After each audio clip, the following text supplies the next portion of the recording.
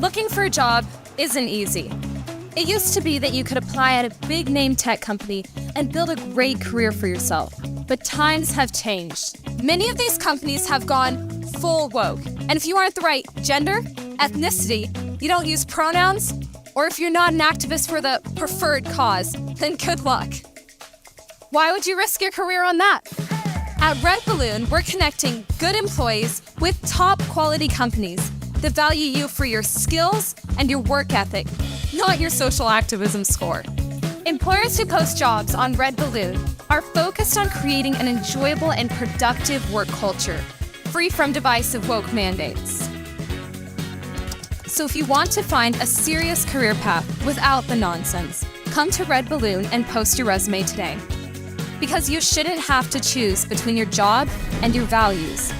That's redballoon.work, where you can find your future. Home. It's where you build your legacy, where traditions are started, seeds are planted, meals are shared, and stories are told. We are Chris and Natalie Carpenter, owners of Story Real Estate, and our team of top agents helps people find homes in Moscow, Idaho, and around the country. Have you thought about a move? Contact us to get connected with a top agent who shares your values and puts your family first. Or reach out to us about our Moscow relocation guide. Wherever you're looking to go, we can help you find home. Call us at Story Real Estate or visit us at storyrealestate.com and start building your legacy. He's back!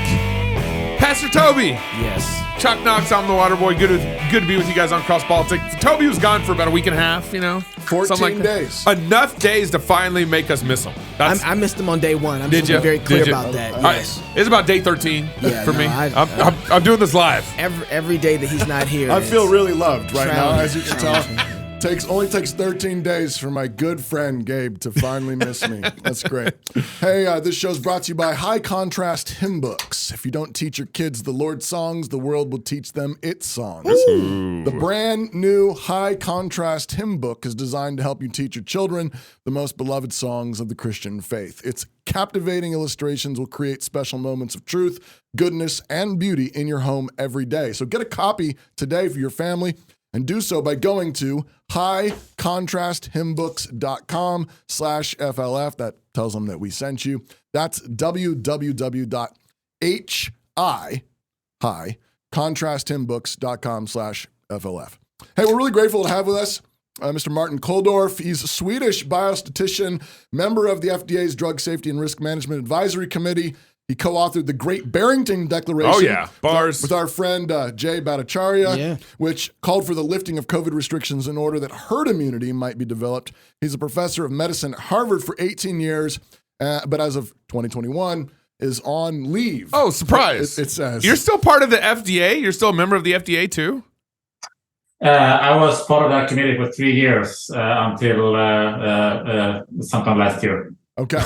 So it's a 3-year appointment, so you do it for 3 years and then somebody else takes over. I see.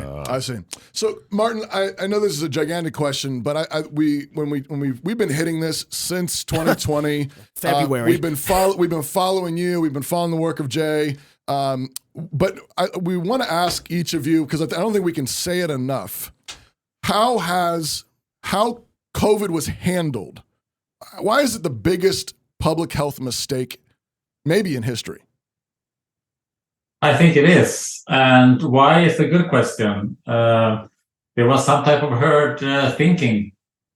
People were not thinking clearly, and the debate was discouraged, to put it diplomatically. Mm-hmm. And we did it wrong in most of the world. There were a few places that managed to do it right.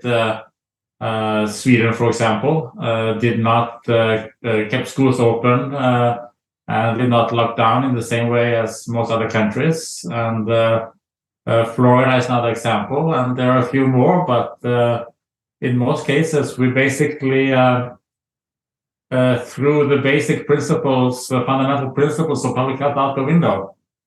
I can't help but think that this was more of a social engineering project or more of a play on our society than it was an actual attempt to deal with a pandemic. Does that that question make sense?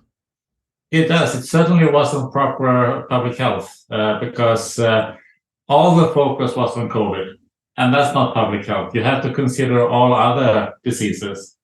So these lockdowns generated a lot of collateral public health damage.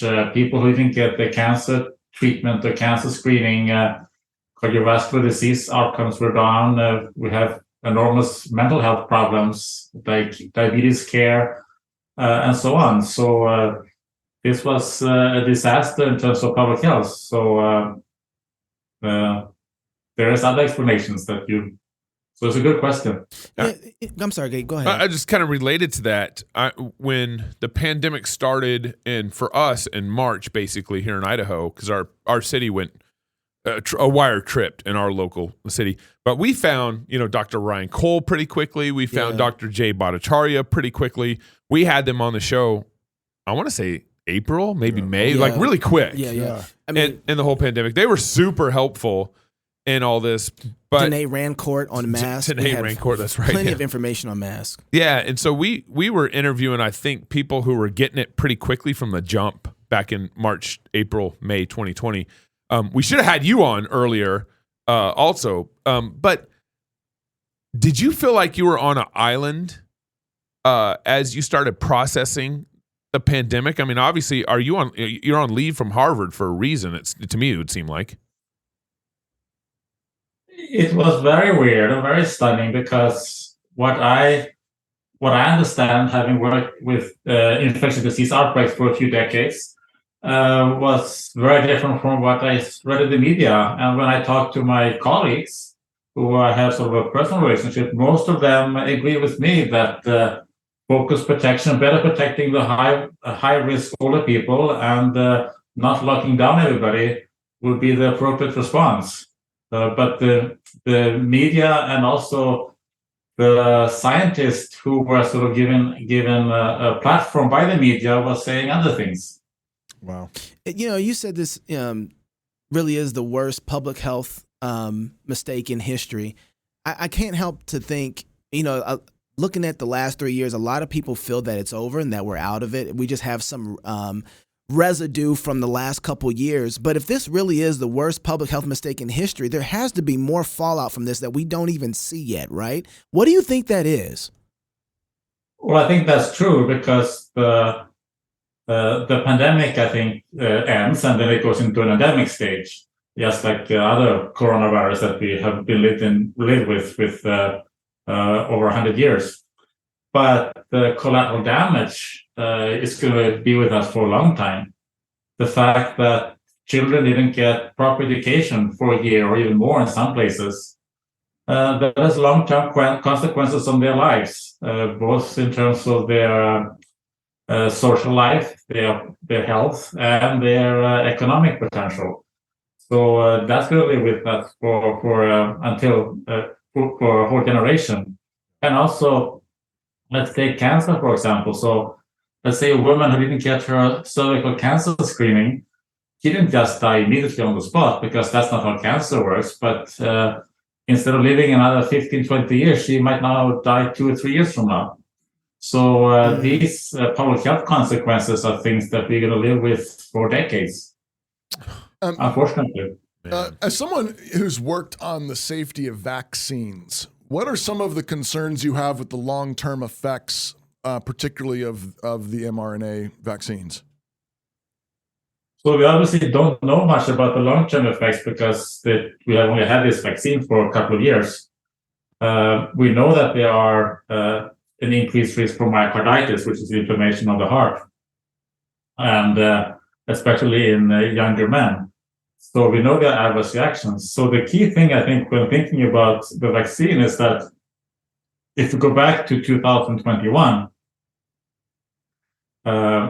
it makes sense for older people who haven't had COVID to get the vaccine because they were at higher risk for dying from COVID. So somebody who's like 77 years old, for example, or 69 years old or 83 years old.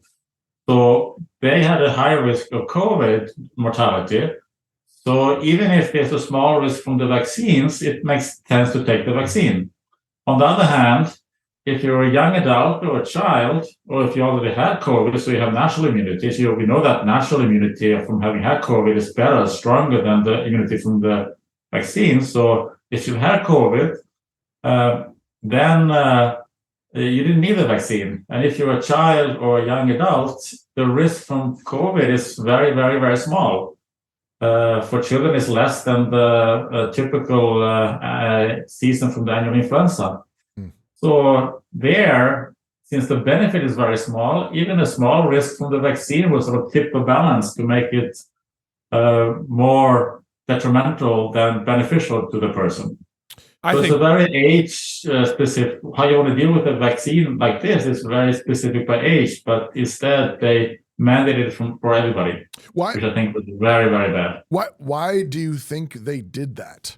I mean, why was there such this extreme, like everybody's got to get it, everybody's got it, with, you know, threats of people losing their jobs and so forth? There's no logical, there's no scientific explanation to it. So we're going back to the sort of societal things, which maybe as you understand just as well as I do, or probably much better than I do. So I don't know why that is, because it's very obvious that I wrote a tweet in 2021 asking a simple question stating that to think that everybody should get vaccinated is just as scientifically flawed. I think as nobody should get vaccinated. If you're old and you haven't had COVID, then it's good. But if you have natural immunity, or if you're or children don't need it. Yeah. Have you? And that was censored by Twitter. Right. Were you kicked off Twitter because of that tweet?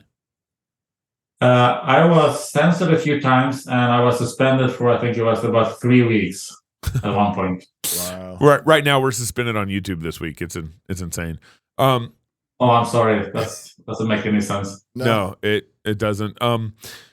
Do you think I can't remember what professor was talking about? We talked about this on the show about 2 weeks ago, where maybe it's a doctor, not a professor or researcher.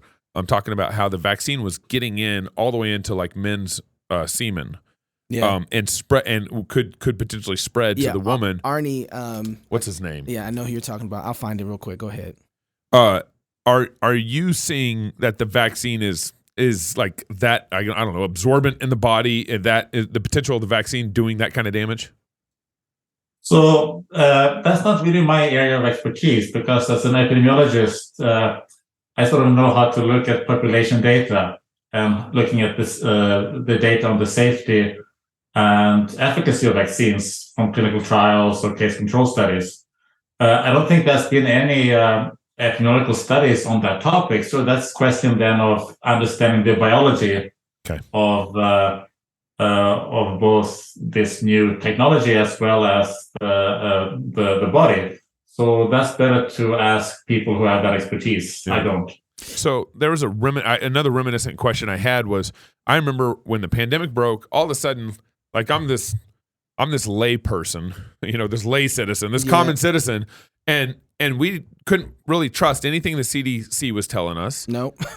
Anything like the major media sources were telling us. So we all started like reading scientific studies on masking and started, reading about epidemiology and stuff I'd never imagined my mind that I would have to study. And I remember looking through all like the historical literature of all these randomized control studies about masking not being effective for the general population. And then, of course, our U.S. Surgeon General in February of 2020 said, please stop buying masks. We need to keep these for doctors. They aren't effective for general population. And then everything flipped. And then everything flipped. And then we also, people started talking about how immune. There was no discussion of immunity natural immunity from all this. So there's the masking thing, which was crazy to me, and then the immunity thing, which was crazy to me, and any common sense that we knew about epidemiology and viruses and pandemics seemed to all be thrown out the door in 2020, and I felt I was the insane one in a lot of ways. Well, it turns out it wasn't you, it was CDC who was insane. This is interesting. I'm as we're talking, I'm watching you. You're really laid back, and And I have to wonder, maybe it was was there any point at any of this conversation over the last couple years where you're starting to have the conversation, you get censored on Twitter, and you know what? You start pulling out your hair. I just got to know. At what point did you kind of go, you guys are crazy. This is really simple. And you still have hair. Yeah, I still do have my hair. So I guess it was very frustrating in the beginning because I tried to speak out. I wasn't able to publish it here in the US. I'm a native of Sweden, so I was able to publish in the major daily newspapers in Sweden. Wow. But in the US, it was very difficult. Then eventually in August of 2020, I managed to finally write something arguing against school closures. And that was in CNN, but CNN Espanol. CNN English didn't want it. Wow. Oh, wow. Wow. So I just got to know, we were talking about this earlier. If this really was, high threat level pandemic, the way that they tried to paint it at the beginning, where we're going to have people laying out in the streets who are just going to be falling clean out. If this was at that type of like plague. Yeah, plague. Black plague, absolutely. And this really was at that level. Everything that we've studied now post that has proven that it didn't work. Masks didn't work. Social distancing didn't work. Shutting down our companies didn't work. Vaccine, forced vaccine didn't work. Crushing the curb, the vaccines didn't work. So if we really had a plague on our hands, would we have made it? Well, it depends on what the disease is. But for COVID, we knew very early on, just from the data from very early 2020, from the data from Wuhan in China, that while anybody can get infected and everybody will sooner or later get infected, there was a huge risk gradient by age, so that older people were more than 1,000-fold higher risk of dying from this than younger people. We knew that from the very beginning. So what we should have done, we should have actually done more to protect older people, because we didn't. We didn't protect nursing home residents very well. Yeah, that's part of the huge fiasco of this disease, that we didn't protect the people who needed protection, and then we put all these restrictions on those who had very small risk, and that was very, very damaging to other aspects of public health. So, Martin, but I guess too, the question I'm having is, do we have, like Gabe just said, CDC, NIH, WHO, like they all failed us. Are we ready to handle anything though? I don't think CDC and WHO are ready to handle anything right now. Wow. I mean, this thing with national immunity is pretty amazing. That the current CDC director questioned whether there would be immunity after we had COVID. We have known about national immunity for 2,500 years, since 430 BC at the Athenian plague. They knew about it. And then suddenly 3 years ago, some people questioned it, didn't think it existed. Wow. So we're doing. So that's, and you know it. I mean, parents know it. You have these diseases, and if you have measles, you don't get it again. Yep. And for some diseases, you don't get that perfect protection as you do for measles, so you can have it again, but then you have it as much milder, which is what happened with COVID. Right. If you've had it, you can get it again, but it's a much milder disease, and eventually will be like a common cold. Yeah. That's sort of encouraging and really sad all at the same time. Martin, do you think we need to have a COVID commission? No, no, and if no, if I guess if Martin is and Jay Bhattacharya are on it, Martin and Jay are going to run it. Okay, okay. But what are you suggesting exactly? What would that look like, and how would we prevent it from turning into these people who failed us circling the wagons and telling us that we were the ones that overreacted? They were just doing their best in a hard situation. Well, I think they're trying to do it, or some of them are trying to hide, but I don't think that will succeed. So we do need, I think, a commission where we honestly ask these questions. And it's question about why were there mask mandates when there was no evidence that they were very had much efficacy? Why were there vaccine mandates for everybody? Why why didn't we protect older people better, including people at nursing homes? So there are many such, why didn't we do more clinical trials early on for a whole range of variety of potential treatments? So there are many of those questions that I think we should ask, and there should be a commission, and maybe there should be multiple, one national, maybe for each state. But with 7 colleagues, we put together an 80-page document called the Norfolk Group report, where we ask 80 pages for these questions that the commission should ask. Are you in favor? Last question here. We probably got to go, but are you in favor of like Nuremberg trials for some of the coercion that was embedded in all this? I'm a public health scientist, so I speak up what I think is the right public health measures. And when people say things that are not true, I call them out on it. But when it comes to the legal things, I think that's for the lawyers to deal with. Yeah, they did great in all this too. They were fantastic. They were amazing. The lawyers. Yeah. They were incredible. Yeah. Some of them. A couple of them were. Wow.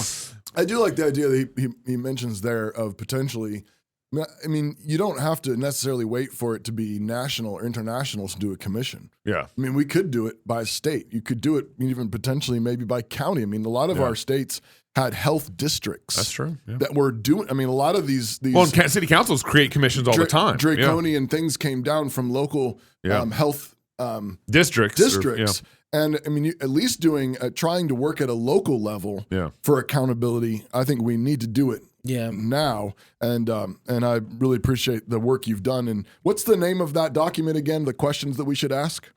Norfolk Group. So it can be downloaded at norfolkgroup.org. Okay. Well, it's an 80-page PDF file. So everybody go download it. That's good. And then start working on your local health districts and your local officials. That's right. Because that's actually not a bad play. I mean, start local. I mean, at the very least, think about your own neighbors, think about your own families, your own churches, and start working there. And who knows, maybe you'll start something. Hey, Martin, thank you for coming on Cross Politic. I appreciate you. I've been following you from the beginning, and I've been grateful to have your voice out there, sir. Thank you so much for having me. It's been a delight talking to you. All right. Appreciate you. Thanks, Bye, Martin. We should have had the psalm before we had the beer, but I forgot. It's so long since we've done this, I forgot the tradition. No, the tradition is... I'm sorry, I failed us. The tradition is... I actually didn't pour my beer yet. Oh, well. The mission of Armored Republic is to honor Christ by equipping free men with tools of liberty necessary to preserve God-given rights. In the Armored Republic, there's no king but Christ. We are free craftsmen. Body armor is a tool of liberty. We create tools of liberty. Free men must remain ever vigilant against tyranny wherever it appears. Yes, sir. God has given us the tools of liberty, need to defend the rights he bestowed to us, and Armored Republic is honored to offer you those tools. So visit them today at AR500, AR500, armor.com.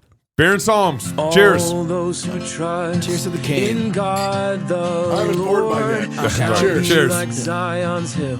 This is Brian Sauvé's version of Psalm 125, but I'm not going to start yet. Is this his newest release, Toby? I have no idea. Okay. But it's a good one. Yeah. This is Psalm 125. They that trust in the Lord shall be as Mount Zion, which cannot be removed, but abideth forever. As the mountains are round about Jerusalem, so the Lord is round about his people, from henceforth even forever. For the rod of the wicked shall not rest upon the lot of the righteous, lest the righteous put forth their hands unto iniquity. Do good, O Lord, unto those that be good, and to them that are upright in their hearts. As for such as turn aside unto their crooked ways, the Lord shall lead them forth with the workers of iniquity, but peace shall be upon Israel. So, this is one of the Psalms of Ascent. Those who trust in the Lord are like Mount Zion, which cannot be moved. This reminds us of the house that was built on the rock. Those who hear God's words and trust and obey them, that house cannot be moved. The storms come, the wind comes, the rain comes, and it cannot move. And notice with that, in the parable that Jesus tells, the man who builds the house on the rock and the man who builds the house on the sand, both of those men go to church. Yeah. Oof. Both of them hear the word. Yeah. Only one of them obeys the word. Yeah. Both of them have private devotions. Both of them have small groups. Both of them go to Sunday school. Yeah. Both of them send their kids to Christian school. Both of them homeschool. But only one baptizes the baby. Only one of them obeys. I'm sorry. Yeah, I'm sorry. And obedience sometimes includes water. Well, preach, preacher. But the reason they cannot be moved actually becomes clear in the next verse. Mount Zion is only one mountain in the midst of a whole range of mountains in Israel.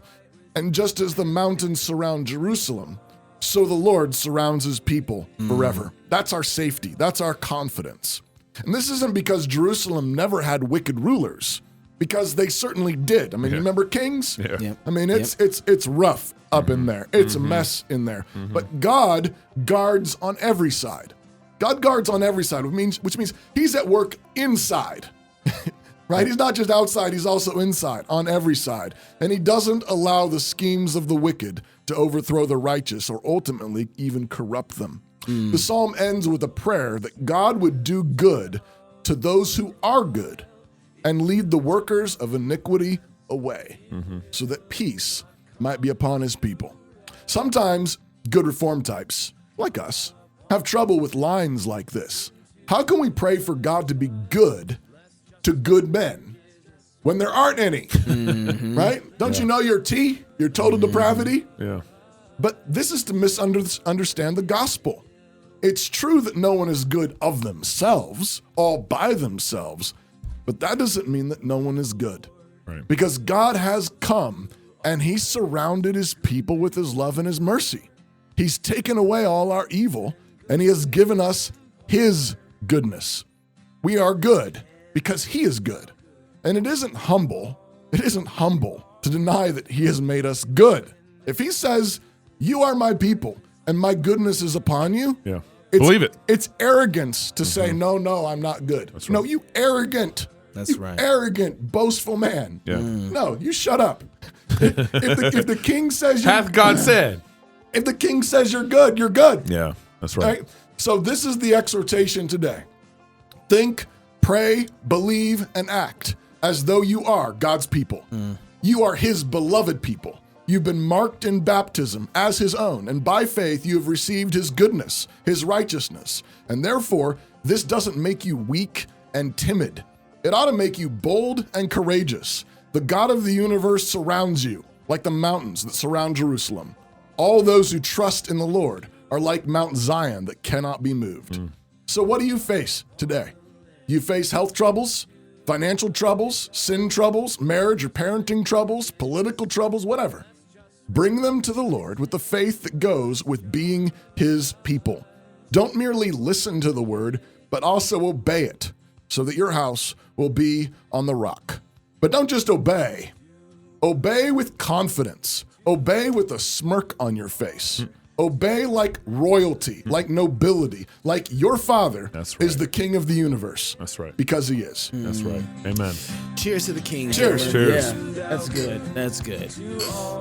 It's good to be back, Gabe. It is. Even though it took you 13 days to miss me. Man, so good, Toby. So good to have you back, man. So if you're single, get married. If you're married, have you some kids. And if you have kids, go baptize them. Until tomorrow, love God with all your heart, soul, mind, and strength. Love your neighbor as yourself. Go fight, laugh, and feast. This is Crust Politic.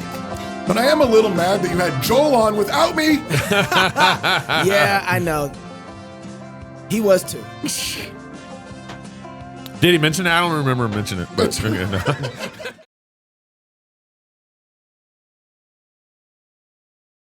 Over the course of the 20th century, the federal government has taken on the role of being the primary patron of our institutions of higher education. This position came about because of Title IV funding and the easy way students can qualify for Pell Grants. This financial support from the federal government has led many students to acquire rather large amounts of student loan debt. And though student loan debt is very easy to acquire, it is extremely difficult to get rid of. Many people with larger student loan debts have given up on the idea that they could ever pay their debt off because it's almost impossible to cancel student loan debt through bankruptcy. Instead, many people minimize their monthly payment by opting to have their payment based on their annual income. Oftentimes this payment is small enough that it doesn't even cover the interest of the loan, so the loan total is actually growing each month rather than shrinking. This is how people can find themselves in the category of owing over $1 million in student loans. Many people with these debts are hoping that the federal government will create a loan forgiveness program. The Biden administration has been working to start a program like this,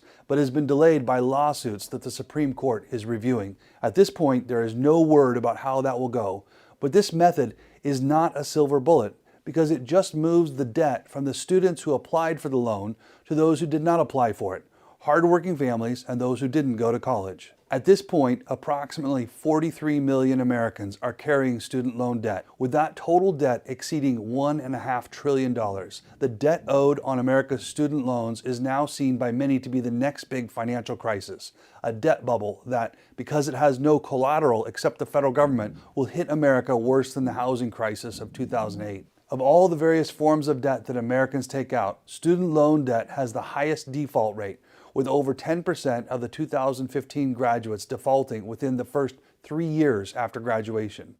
Aside from the possibility of a national student loan crisis, we can actually see the negative impact of this debt on the individual students that carry it. We castigate the next generation for their apparent failure to launch mentality, but we fail to notice the impact that carrying this kind of debt has for moving on from college. You cannot underestimate the power that student loans have in delaying decisions to get married, have children, and buy a house. Many graduates simply must put off these life decisions until they have knocked out their student loan debt. In a bit of poetic justice, colleges are currently alarmed because data shows that across the U.S. we will soon be facing what is known as the birth dearth.